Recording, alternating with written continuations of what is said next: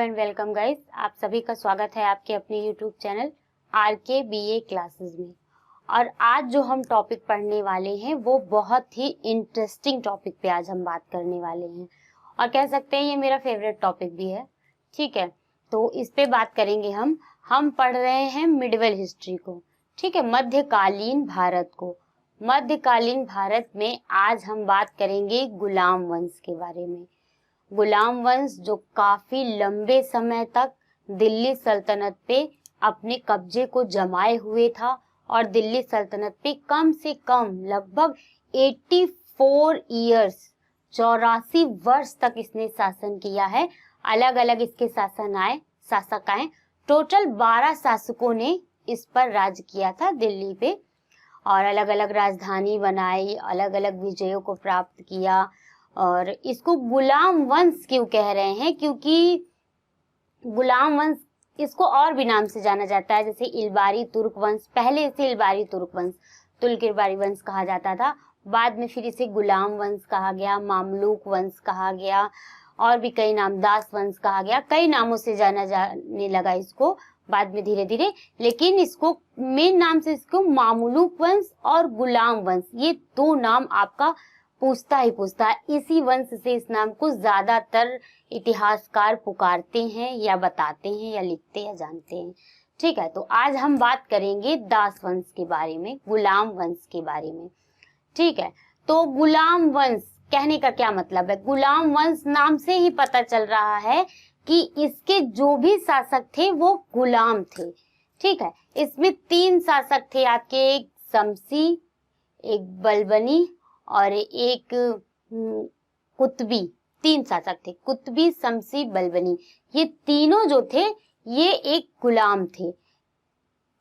मोहम्मद गौरी, जिसको मैंने अपने पिछले लेक्चर में आपको बताया था, उसका गुलाम था कुतुबुद्दीन ऐबक। ठीक है, कुतुबुद्दीन ऐबक का गुलाम था इल्तुतमिश। बाद में हालांकि इसने अपनी पुत्री का विवाह इससे कर दिया और इसे अपना दामाद भी बना लिया था, बट फर्स्ट टाइम में पहले इसका ये जो था वो गुलाम था। ठीक है, और तीसरा गुलाम था बलबन, और ये बलबन किसका गुलाम था? इल्तुतमिश का गुलाम था। तो हम इसको पढ़ेंगे, ये बहुत ही अच्छा टॉपिक है गुलाम वंश। तो पहले बात करते हैं गुलाम वंश को किन किन नामों से जाना जाता है। तुर्क इलबारी वंश, गुलाम वंश, दास वंश और मामलूक वंश, इन नामों से गुलाम वंश को जाना जाता है। ज्यादातर मामलूक वंश, ठीक है, और गुलाम वंश यही पूछता है। दास वंश और इलबारी तुर्क वंश ये कम देता है, बट ये दोनों ज्यादा देता है। इसका शासनकाल क्या था? 1206 से 1290 ईस्वी तक। जैसा कि मैंने आपको बताया, 84 इयर्स इस वंश के शासकों ने दिल्ली पे शासन किया। सबसे लंबे समय तक शासन करने वाले ये गुलाम वंश के ही थे। ठीक है, इसको इंग्लिश में क्या बोलते हैं? Slave dynasty. ठीक है, स्लेव डायनेस्टी बोलते हैं इंग्लिश में गुलाम वंश को। ठीक है, अब देखिए गुलाम वंश में जितने भी शासक हुए हैं आपके, पहले हम उनके बारे में बात करेंगे कि कितने शासक आपके पूरे गुलाम वंश में हुए हैं। ठीक है, और उनका शासनकाल कब से कब तक का उनका शासनकाल रहा है। तो पहला शासक जो था वो था कुतुबुद्दीन ऐबक।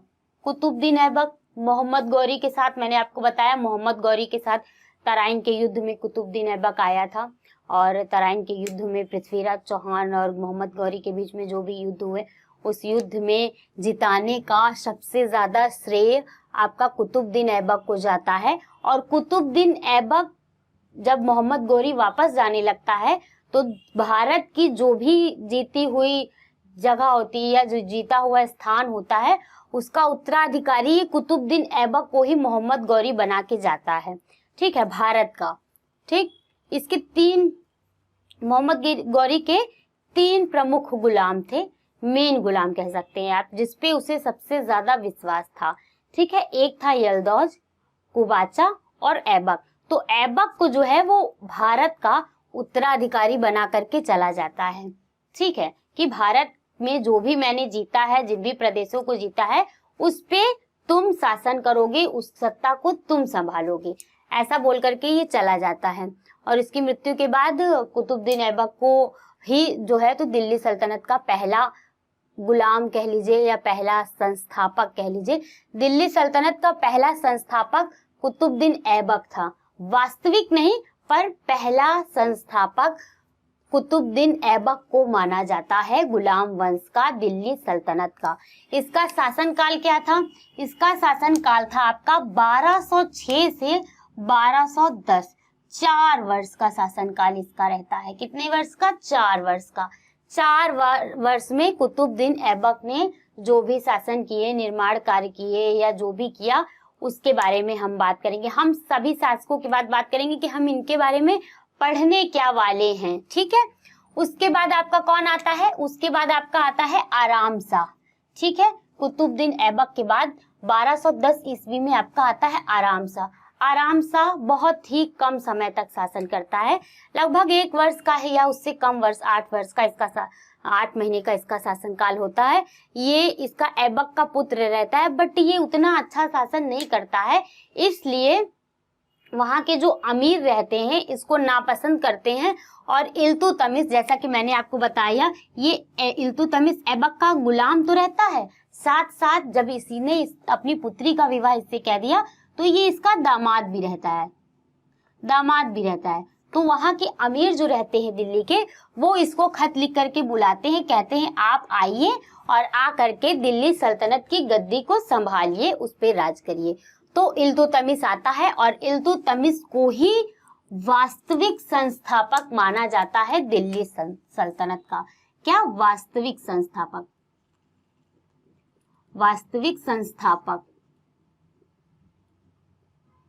दिल्ली सल्तनत का वास्तविक संस्थापक कौन है? इल्तुतमिश। मान लीजिए आपके क्वेश्चन पूछता है परीक्षा में, एमसीक्यू में पूछता है या फिर किसी में भी पूछता है कि दिल्ली सल्तनत का संस्थापक कौन है, तो आप बताएंगे कुतुबुद्दीन ऐबक है दिल्ली सल्तनत का संस्थापक। मगर वास्तविक संस्थापक जहां आ जाता है वहां पे आप बात करेंगे इल्तुतमिश। इल्तुतमिश है दिल्ली सल्तनत का वास्तविक संस्थापक। और इसका शासनकाल क्या रहता है? इसका शासनकाल रहता है 1211 से लेकर के 1236 ईस्वी तक ये शासन करता है, ठीक है, दिल्ली पे। और इसका काफी अच्छा शासनकाल रहता है। इसने काफी सारे निर्माण कार्य किए। कुतुब मीनार का नाम सुना होगा आपने, जिसका निर्माण कार्य तो शुरुआत करते हैं ये कुतुबुद्दीन ऐबक, लेकिन बाद में उसको कंप्लीट कराने का श्रेय जो जाता है ये इल्तुतमिश होता है। ये सब हम आगे बात करेंगे, पूरी बातें करेंगे इनके बारे में, बट थोड़ा थोड़ा मैं आपको भी बता रही हूँ, ठीक है। फिर उसके बाद कौन आते हैं? रुकनुद्दीन फिरोज शाह। रुकनुद्दीन फिरोज शाह आते हैं। रुकनुद्दीन फिरोज शाह इल्तुतमिश की जो कई बीबियां रहती हैं उनसे एक रहते हैं उनके पुत्र रुकनुद्दीन फिरोज शाह, और उन्हीं की पुत्री भी रहती हैं रजिया सुल्तान। इल्तुतमिश की ही ये पुत्र और पुत्री हैं, ठीक है। तो इनका आता है रुकनुद्दीन फिरोज शाह का शासनकाल आता है 1236 ईस्वी में।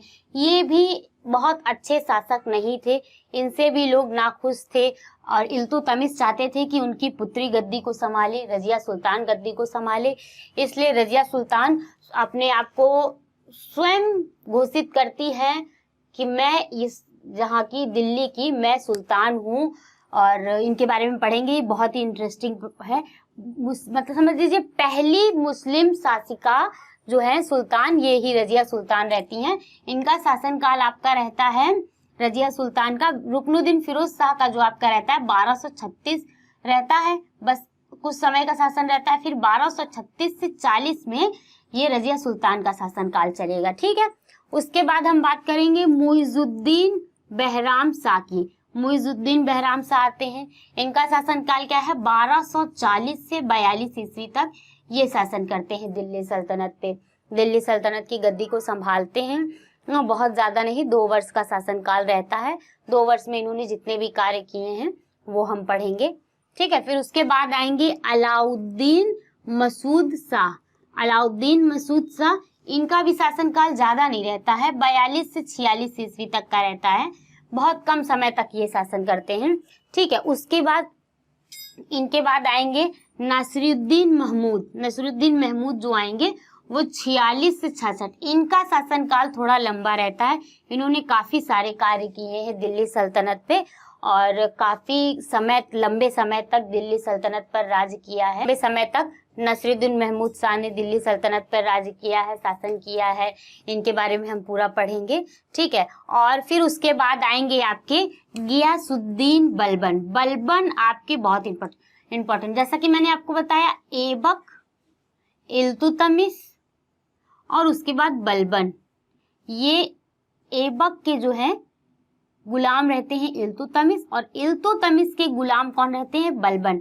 इल्तुतमिश एक गुलाम चलीसा, 40 लोगों का एक गुलाम चलीसा, गुलाम दल बनाते हैं, उसी में एक ये आपके बलबन रहते हैं, ठीक है। बाद में ये अपने आप को स्वतंत्र घोषित करते हैं, बाद में ये राजा बनते हैं, ठीक है। इनसे युद्ध करके, इनको परास्त करके ये राजा बनते हैं। बलबन का भी ये शासनकाल बहुत ही इम्पोर्टेंट है। बलबन ने सजदा और पैबोस की नियम को लाया है। बहुत सारे इसने अच्छे कार्य किए हैं, लेकिन उससे भी ज्यादा बुरे बुरे कार्य भी किए हैं। तो गियासुद्दीन बलबन को हम पढ़ेंगे। नसीरुद्दीन महमूद शाह के बाद 46 से 48 के बाद हम पढ़ेंगे बलबन को, ठीक है। बलबन को पढ़ेंगे। इसका भी शासनकाल काफी लंबा समय तक चलता है, काफी देर तक ये शासन करते हैं, ठीक है। बलबन के बाद हम पढ़ेंगे कै खुसरो को।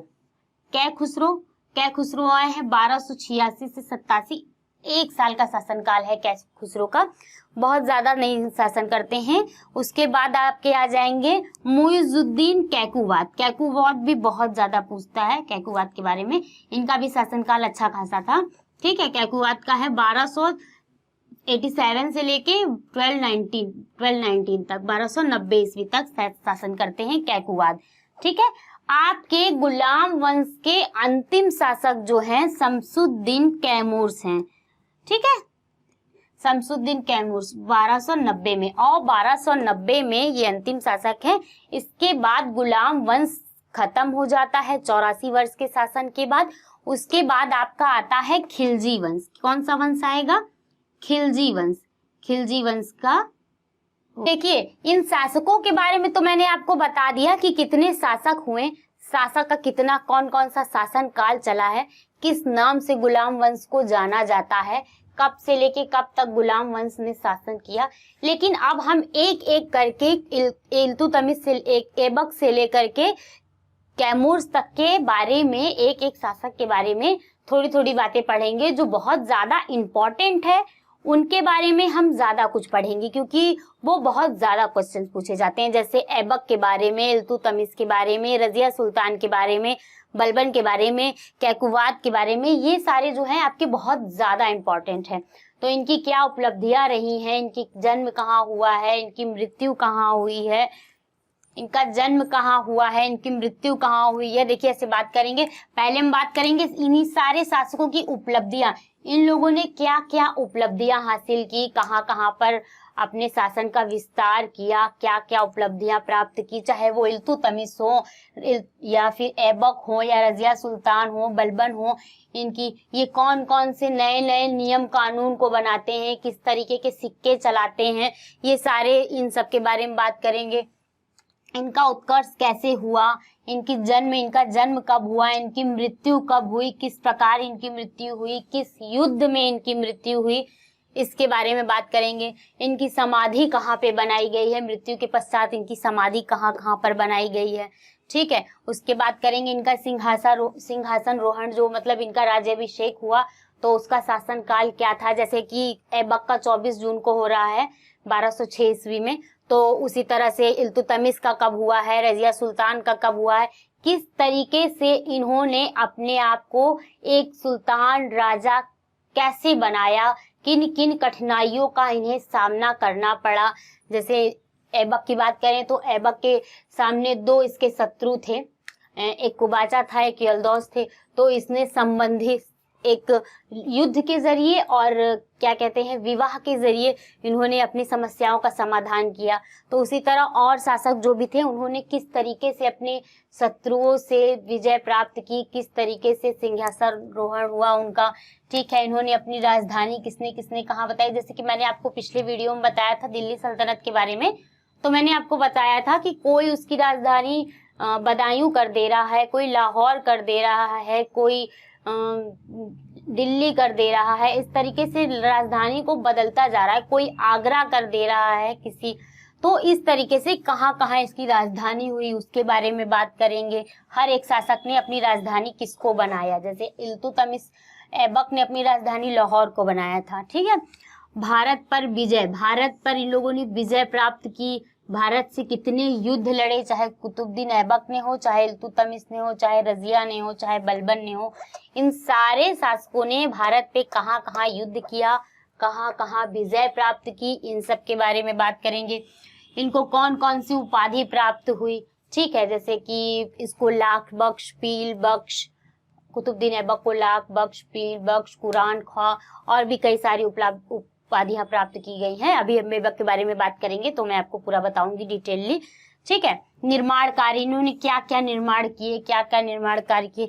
इनके सहायक सेना नायक कौन थे, जैसे अब इल्तुतमिश है तो अब राजा तो जाकर के कोई कार्य करेगा नहीं, इसके कोई तो सहायक सेना नायक होंगे, सब प्रधान होंगे, अस्तबल का प्रावधान होगा।